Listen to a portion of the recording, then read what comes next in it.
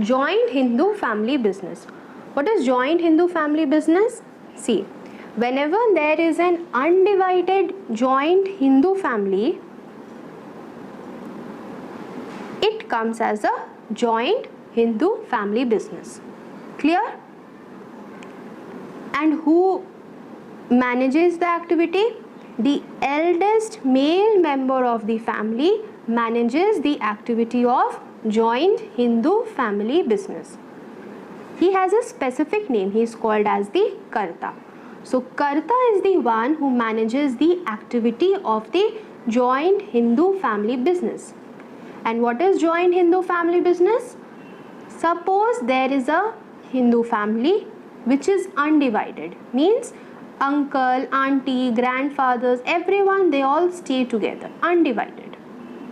So that is called, and they perform a business, then that is called as the joint Hindu family business. Clear? The provisions of the Hindu's law are applicable there. Okay? And how to become membership of this business? By taking birth. Means everyone who takes birth in that business automatically becomes a member of that family business. Clear? There is no specific age or no specific formality to be fulfilled for becoming a member. Coming on to the features, first one says formation. How is a business formed? There has to be joint Hindu family business, there should be 2 members in the family and some ancestral property to be inherited by them. Now what are ancestral properties?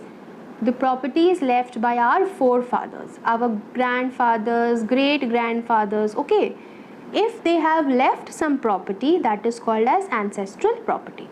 So that property has to be there and at least 2 members have to be there.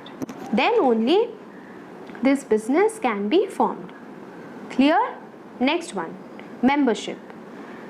There is membership by birth. This we have already learnt in the features. But there are 2 systems which governs the membership. What are the 2 systems? See, first one is Daya Bhaga, next one is Mitakshara. Okay? In Daya Bhaga what happens? Both male and female members, they are allowed to become co-parsonas. What are co-parsonas? The beneficiaries of the ancestral property. Okay? So in Daya Bhaga system, both male and female can become the beneficiaries. And where is it prevalent? It is prevalent in West Bengal. Right?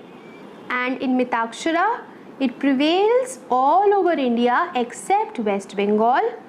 And what this system allows? This system allows only male to become the co-parsonas.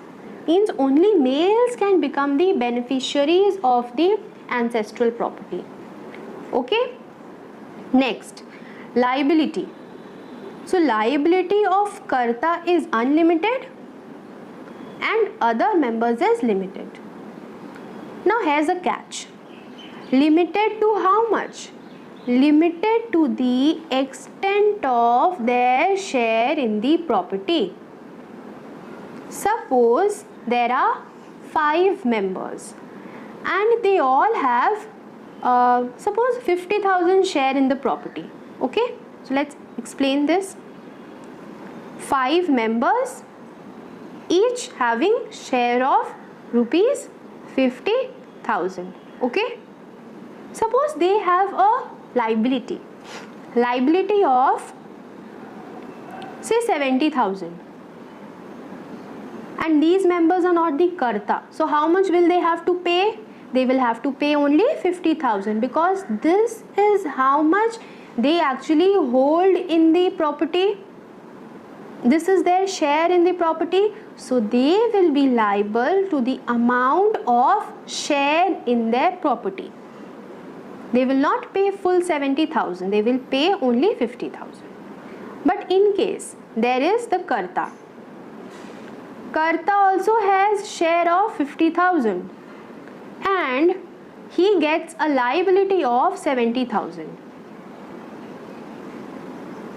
by taking his own cash, by collecting assets of the business, he could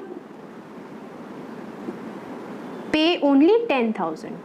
Now 60,000 is still to be paid.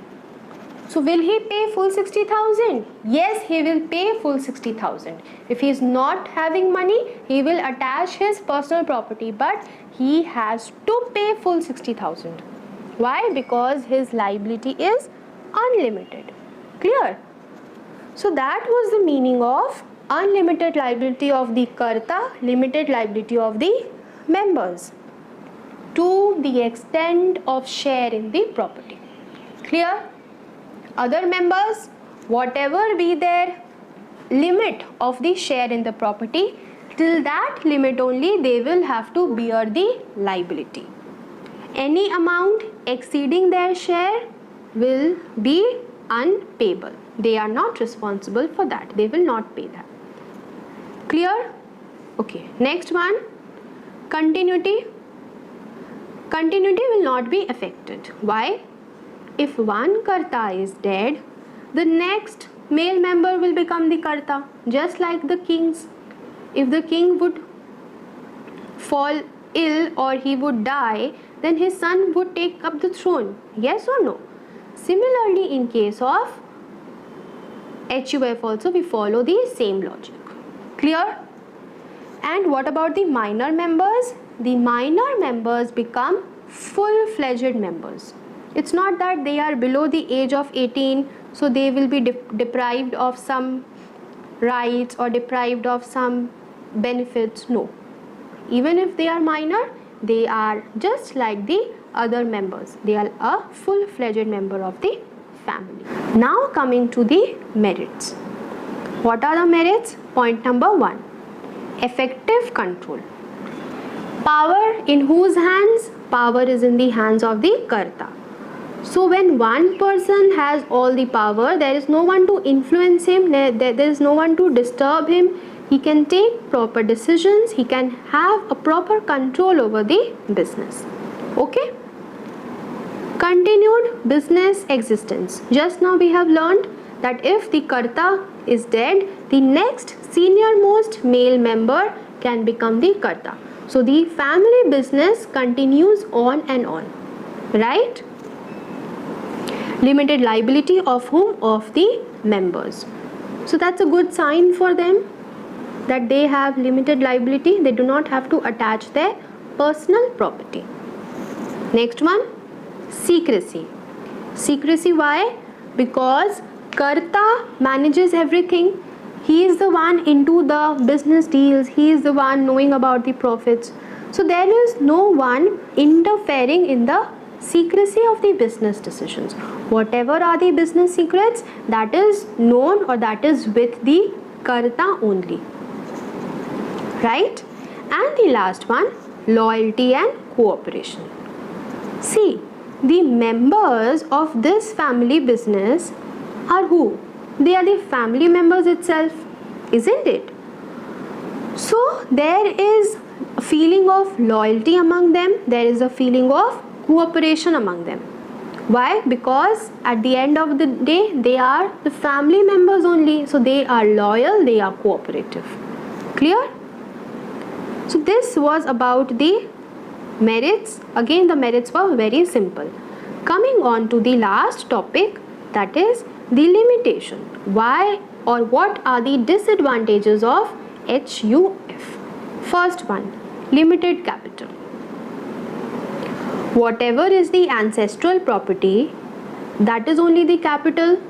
They take money from that only. So shortage of capital is there as it is limited to the ancestral property only. Ancestral property cannot be increased, na? Whatever the forefathers have left, they have left.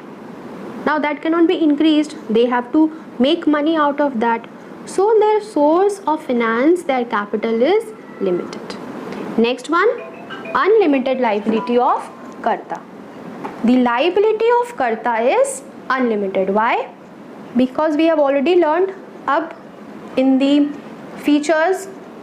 So this makes him feel a little dissatisfied. He gets a feeling of not taking more risk in order to expand his business. He gets the feeling that if I fail, then I would have to attach my personal property, isn't it?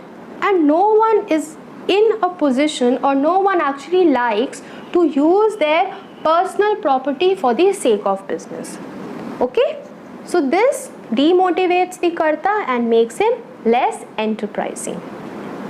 Next one, dominance of the karta. Now, karta is the only head. Everyone has to follow his orders. So sometimes there is a feeling that the karta is dominating, the karta is overpowering everyone. This may cause conflict among the members and breakdown of the family limit. Even the family can break. Hasty decisions. The karta is overburdened with work. So in order to finish his work, or in order to manage some work, he can take some wrong decisions, or he can take some hasty and unbalanced decision, which at last will affect the family business, right? And the last one is managerial skill. Like the sole proprietor, the karta is also a person, a single-handed person. So he also cannot be excellent in all the fields. He cannot be a technician, he cannot be a finance person, isn't it? So the skills of the karta is also limited. And because of this, the Hindu joint families in the country are diminishing. Because proper effective management they are not getting. There is no person who can properly manage this thing. Right? So that was all about the limitations, and with this we end our topic for discussion for today. We'll meet you in the next video.